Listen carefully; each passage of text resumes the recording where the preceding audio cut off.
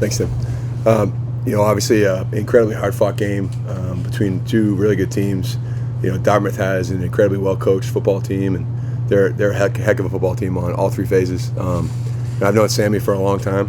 We were both, assistants together and recruited together, and I can't tell you how much respect I have for him and the job he's done up here in a short period of time, and as the head coach. And we knew coming in that this was going to go down to probably the last couple plays, and we had to be ready to win it on the last couple plays. And it's a very typical Ivy League football game. Really proud of my team. We really made a decision about 2 weeks ago that we wanted to really chase something and really just and do it and go play and not worry about any consequence. And last week we had a good response to it, and then coming up here on the road, winning up here, something we hadn't done since we got to Yale. And we know how hard it is, and obviously Dartmouth's had incredible football teams, and over the last 10 years. So we're just really proud to be able to make enough plays to leave here with a win. Questions? Coach, can you talk a little bit about your decision to throw the ball down the field a little bit more than maybe we'd seen in the past? Yeah, I think last week we really opened up the pass game, and we felt that we needed to do that to be the best versions of ourselves offensively, and we feel really confident in our receivers, and Nolan as well, and to be able to make right decisions and make plays in space. And I think Mason Tipton and Ryan Lindley and Chase Nenad and Mason Shipp are as good as they get in this league, and they've done it for a long time, and they're huge parts of our championship last year. And so getting the ball to them in space and letting them go make plays is a big part of our success today. Yeah, the passing game really did seem to be your spark today. I believe it was 4, maybe 3 30-yard completions for you guys. What was it like just to have momentous plays like that? Oh, it's huge. I mean, anytime you can make X plays in the run or pass game, you're able to pick up first downs in chunks. It makes driving the field so much easier, and it's really hard to drive the field, when you're doing it 3 plays at a time for 10 yards. When you have the ability to do it in X plays, I mean, it's run or pass X plays to give yourself a chance to pick up chunks of yardage. Really helps you score points, and we feel that in this league you got to be able to score points. So we're very fortunate to make some plays today. So if I had told you before the game one of these questions, you go 2 for 10 on third down, get outgained by almost 100 yards, have 11 first downs, what would you say? I'd say, how do we do on turnover margin? Yeah, and that was it's like the turnover margin helped offset our, we were poor on third down on defense and offense, and we talked about it at halftime. Give Dartmouth credit. I mean, they got a really good defense, and offensively, I mean, the offense does a great job, and Nick's tough. I mean, he's been tough. I mean, it seems like every time we play Dartmouth, Nick's churning it out for 5s and 7s, and it's fourth and 3 is that's a hard stop for defense. You give Jackson did a really nice job in the pass game as well. And so we weren't successful defensively, and then offensively, our problem was we didn't do well on first down. So we were sitting there, in 2nd and 8s, 2nd and 9s, and that's really a tough way to live.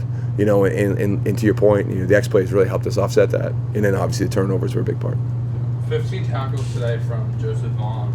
What can you just say about his performance, leadership on that defensive end? Yeah, I mean, Joe's played for us since freshman year, and he played sparingly his freshman year, played special teams, and sophomore year played a decent amount, had some injuries. Then last year was a huge part of our defense, and then by the end of the year last year, he really took off.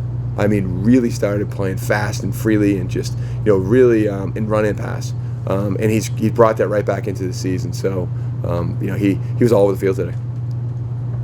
How wonderful was it to have Guyton back? I mean, it's huge. I mean, Sean's as good as they get in this league at corner, and missing him for the first 3 games was tough, and but we had to let him heal and get himself back, and he did a great job, as did our athletic medicine staff, to get him back, and he came back and he made a huge impact. He has a really good sense. He's really smart, with the ball in the air, and obviously he made 2 huge plays. I want to ask you about the end of the first half. You call the timeouts, and then you kind of sit on it at the end. Yeah. We all thought you were going to go for it. Did you change your mind at some point, or talk No. through that? No, I mean, I think like when you look at the analytics of it, if you can force Dartmouth to punt and use your timeouts there, you have an opportunity to return a punt or block a punt, and then you see if you can get a chunk play on first down. So we were trying to see if we could get a chunk play and a run play. We weren't able to, so it was like, hey, you know what, the risk reward isn't high enough, so let's just settle this down. And what we knew going into is Dartmouth had the ball to start the second half.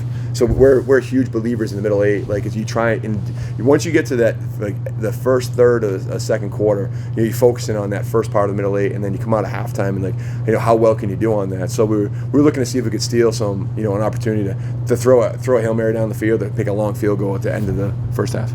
Yeah, in your last two games against Dartmouth, you guys have faced three quarterbacks between Nick and Dylan and then Jackson today. What do you sort of see from a three quarterback system? Is it tougher to prepare for? I think they're all really good players. Obviously Nick's has been an elite player in the league, and Dylan and Jackson are really good players. I think you have to give the credit to. I think Dartmouth's offensive staff does a great job.